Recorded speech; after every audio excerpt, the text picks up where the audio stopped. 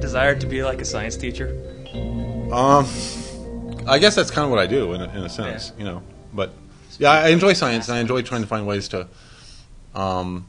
make it more accessible to people, make it more interesting. Because I mean, the core of most science is actually very interesting stuff. It's just that it's armored with this language and stuff, you know, that keeps most people, you know, out of it. You know, and you know, in general, most subjects are like that. They kind of come up, even in university settings, they wall off geology from biology, from chemistry, from physics. When in fact, there are a lot of really interesting stuff between the different subjects. You know, and each field has its own kind of language.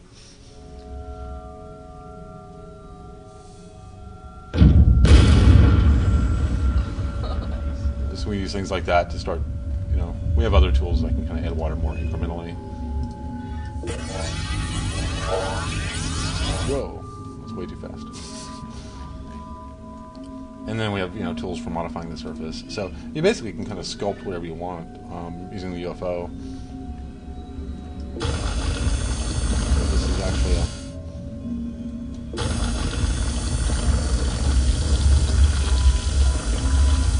raised land tool. So you're raising the land right there. Yeah. And now we're getting an atmosphere starting to form as the water's evaporating out. But this one's going to be kind of hot. But so I could, you know, kind of build a colony there eventually once I terraform it. You know, I'd want to start bringing in animals and things. Here's a world that's already got wildlife living on it, but no civilization. We have no imposter either, so the graphics aren't correct there. Some of the worlds are going to be realistic. Now, is this one that's been generated or one that you went and hand? This is one that was generated. Okay. So we have a wide variety of algorithms that will generate very different looking planets. You know, some very, you know, realistic, some a bit more kind of fantastic, like this one. So what will you like be doing on each of these planets?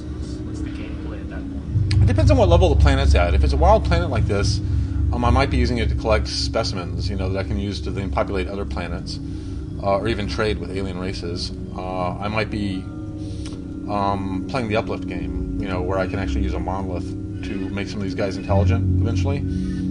Do you actually have a monolith that you drop down? Yeah. So I can abduct this guy, and now he'll go in my cargo bay, and I can use him, you know, for, you know, breed stock in another world, or, you know, plants or whatever. So one of the special things that we can in fact get is the monolith, you know, that we can use to then. But right now it's a little too big. Let's see if it still works.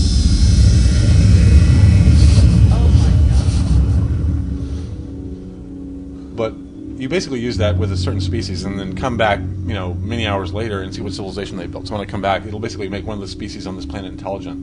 And then when I come back to this planet, there'll be cities and vehicles and all this that species is built. And so at that point, they'll probably be worshiping me too. So if I encounter like a tribal planet, I can actually get them to worship me, you know, by doing things that have kind of amazed them.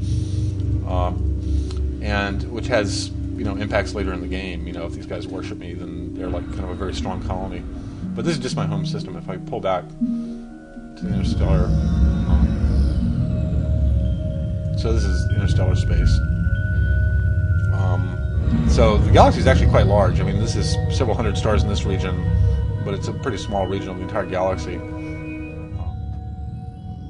I think the idea that you've got this, you know, basically a little toy universe inside of your computer is vastly appealing to me. There's an entire universe there, possibilities to explore, stories to tell, games to play. One of my favorite things in The Sims was to just let it run all night and just see what happened when I woke up in the morning. Yeah. And I imagined something like Now you've got a million other people doing it for you as well. Yeah. Yeah, and you can visit a world and then come back, you know, many hours later and see what sort of civilization they've developed. Yeah, tell us more, maybe explain a little bit more about the, you know, being able to upload and download content from other players. Well, that happens automatically. So what's happening is the game is building a model of each player, their aesthetic, their playstyle, their skill levels, and based upon that, deciding what content to populate your world with. And it depends on what level of the game you're at. So if you're at the creature level, is populating, your game with other creatures that other players have made. If you're at the, let's say, the city or civilization level, it's populating your world with other cities, vehicles, buildings that other players have made to give you good competitors. What about taking Spore to be a little bit more aggressively, say, multiplayer, so that people could actually does that appeal to you at all, simultaneous interaction? I think in some place we might go. I feel like it's a territory that's been explored by so many people, and I'm much more interested in the asynchronous kind of massively single-player thing that we're doing with Spore, just because it's something I've never seen before. And we're trying to get the best aspects of multiplayer, which is the collaborative, everybody building this huge world together, without all the downsides, that we all have to be on the same timeline, and that everybody has to be nerfed, and nobody can be the hero. I really want to be the hero in this universe, and be able to build my galactic federation and conquer all that would oppose me. And at the same time, I don't want to be coming to all these planets, that are basically offline because the player's not online, and so 95% of the planets will be closed, So multiplayer games have a lot of inherent limitations that I'm interested in exploring a way to get the benefit without the limitations.